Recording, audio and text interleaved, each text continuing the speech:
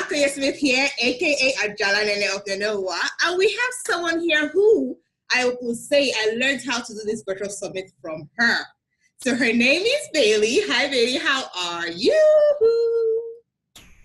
Yeah, I'm doing well. How are you? I'm fine, thank you. Thank you. All right, so please tell us about yourself. So I'm a business coach. I help people take their life experience, their knowledge, their passion, and turn it into income online through info products like ebooks, online courses, virtual summits, coaching, stuff like that. So that's what I do. Okay, then. And now we're talking about virtual summit, and you mentioned that you do that. And I mentioned that I learned this from you. So please tell the audience what a virtual summit is all about. So a virtual summit is just like a conference, only it's completely online. So if you are the host of a summit, just like you are for this summit, then what you're going to do is you're going to reach out together to do interviews just like this one that you're going to share with your audience online. Now, being the host of a virtual summit is a really great thing for your business because it can help you get new visibility and exposure to a bigger audience. It can help you to connect with other people in your field. And then there's also other benefits like growing your audience and your email list, making sales on your virtual summit of your products and services as well. So all around, I would say that a virtual summit is an incredible event for business development. I agree with that, because as I'm doing mine, I'm reaching out to so many people that I've never spoken to before, and it's really helping me to build my visibility, and also giving other people the audience to be able to build and talk about their platform. So it's a really awesome way of building your business in that form. All right, so now I know that you're into this. I'd like you to please mention like maybe top 5 reasons to create and host a virtual summit. Well, so we've already mentioned a couple of them. I would say, visibility is one of the biggest ones. So, there's something to be said about actually getting your face out there online. A lot of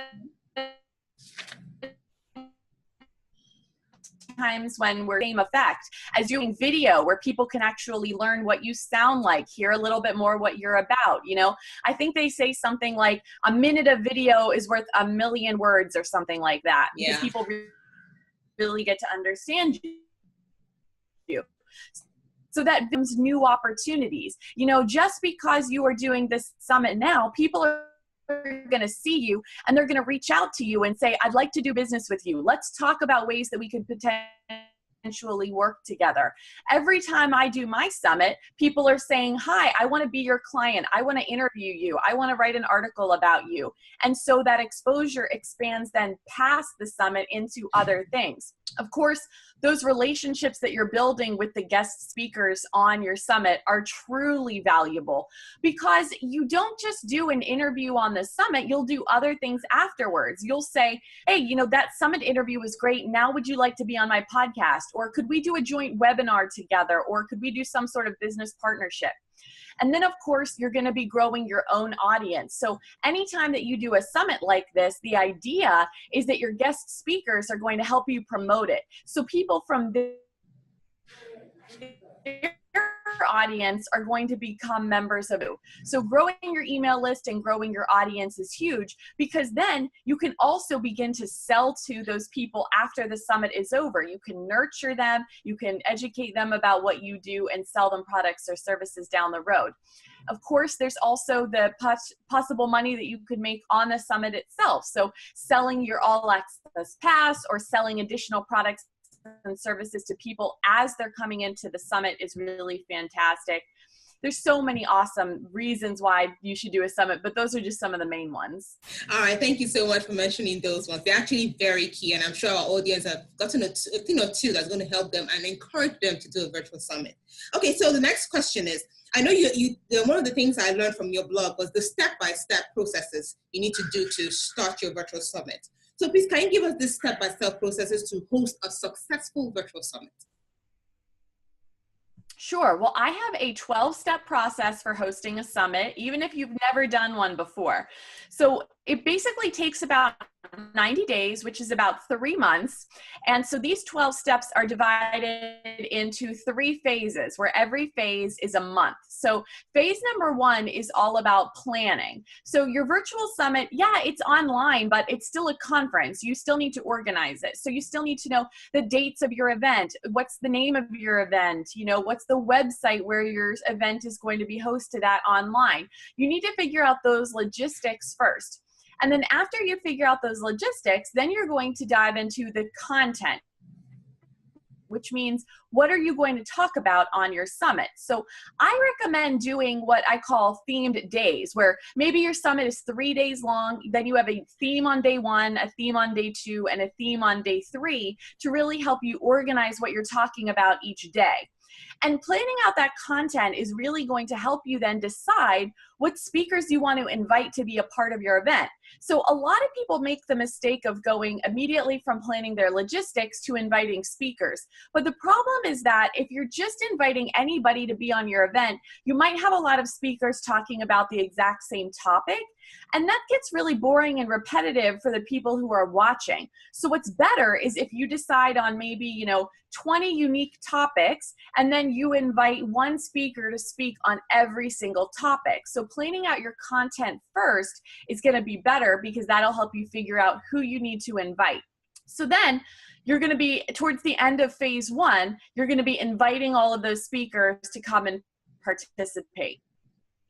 Then we move into the second month, which is called phase 2, and that's all about creating your virtual summit online. It's about building the technological infrastructure to be able to host your event. So the main part of this is what we call the summit funnel, or the sales or registration funnel that people have to go through in order to participate. So of course, when people were registering for this summit, they just sign up with their name and email address, right? And then potentially you sold them something after that. Well, that's exactly what I'm talking about here. You have to set that up. So you have to set up a system where people can register in order to be a part of the summit on your email list, and then go through the sales process. I know a lot of people get scared because they think this is so hard or the technology is difficult, but the truth is this is actually one of the easiest sales funnels to set up. It's really not complicated at all. It just is a couple of pages. But the summit funnel is not the only thing that we need. We're also going to need a membership area where you can actually store all of the videos for people that purchase them. And we're also going to need a couple of extra website pages where you can broadcast these interviews, like the one people are watching between us right now, when your event actually goes live. So that's what phase 2 is all about. And then phase 3, the final month of the 90-day process, is all about launching, which means promoting your event and actually hosting your event. So you're going to be promoting for about 3 weeks. And this is the part where a lot of summit hosts tend to get tired. They go, oh, I've been really putting in so much effort into this event. I don't want to do it anymore. I just want to let my speakers promote. And most certainly asking your speakers to help you promote is an important part of doing a summit. But at the same time, you as the host need to recognize that you need to lead the charge. You need to be the one that's motivating everyone. Come on, let's all share. This is an awesome event. Let's get the word out there. And that's really going to have a huge impact on your results.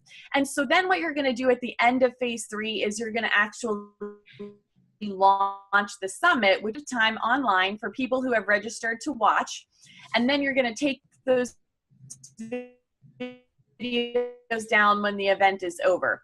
And of course, there's a couple of follow-up activities like paying people any affiliate commissions they've earned, making sure that everyone who has purchased your product is happy, customer service, that sort of thing. But in a nutshell, that's what the process looks like. Wow, I'm sure it sounds like a whole lot, guys, but it's not as hard as she said. It's actually quite very easy. And I'm going to promote her right now because she really helped me with this. If you really want to do a virtual summit, Bailey's the best person to go to. She's going to show you all the steps, and you will go seamlessly without having any stress. So it's not hard, guys. It's not. I did it. So yeah. All right. So the next question. Now we're talking about tourism businesses and tourism in Nigeria. And one of the reasons I'm doing this virtual summit is to create awareness about the potential of tourism in Nigeria. There's so much, and we haven't even scratched the surface. So doing this summit has really helped me to find out people who are into the industry and doing so much. So now this question is, why should Why should tourism businesses use virtual summits to promote their products or services? Great question. I don't care what kind of business you're in. It doesn't matter whether you only do business online. It doesn't matter if you're a tourism business. It doesn't matter if you're a hair salon. Every single type of business can benefit from working with other businesses in their industry. Because when you do collaborations with other people, what you're doing is you're sharing resources. So let's say, you're in a tourism industry and there's another business in the tourism industry. Well, guess what? Both of you have different audiences. They're interested in the same thing, but somebody who is a follower of that business may not be a customer or a follower of your business. So whenever you do collaborations together, you're suddenly increasing your audience because you're pooling your email list, or you're pooling your audience together. And really, that's where the magic happens, is whenever you collaborate with other people and you come together and act together. So I think the tourism businesses should want to do virtual summits so that they can meet other people in their industry, form collaborations with those people, grow their audiences, and therefore grow their overall impact. And it's like we were saying just a minute ago, the summit itself is a really great way to grow your business, but there's all that extra stuff that comes after the summit. Podcast interviews, JV partnerships, going to speak at people's conferences, sharing different products with one another's companies. Like, there's so many incredible things that happen because you've taken that first step in doing a summit as a way to meet other people in your industry. So I think that's really what it's all about. All right, thanks for that. Thanks for clarifying that with people. So guys, it's not just the tourism industry. Any industry can actually do a virtual summit to do the things and get the benefits that Bailey has actually mentioned. So our last question, Bailey, our last one. So tell us about your virtual summit school. Tell us more about it. Let people hear from you. Absolutely. Well, thanks. Virtual Summit School is an online program that is going to walk you through the entire 12-step process that I was just trying to explain to you in 90 days to teach you how you can host your very own summit completely online. And it really does walk you through everything. So even if you have no previous experience doing online business, no previous experience with summits, it's going to give you everything you need, because the program is not just about videos showing you everything, but it's also a set of resources. I give you PDF downloads and guides and templates and tools and email scripts and video scripts and literally everything that you could possibly need to be able to put a summit together easily, even if you've never done it before. So if you do want to host your own summit, you should definitely check out virtualsummitschool.com. All right, guys, you've heard her and you've seen me do mine, and I'm sure you guys are quite impressed. Thanks to Bailey. Thanks a lot, Bailey. Thanks a lot. And thanks for teaching us and putting it out there so people can know that this is something we can actually benefit from for our businesses and for ourselves. Thanks a lot, Bailey. Thank you for having me. All right, guys, so I'm going to put her website and everything. She has a lead magnet for you guys, so you can actually click on it and learn more about a virtual summit. All right, Bailey, thank you so much. As we say in Nigeria, Odabo, that's bye-bye. Bye.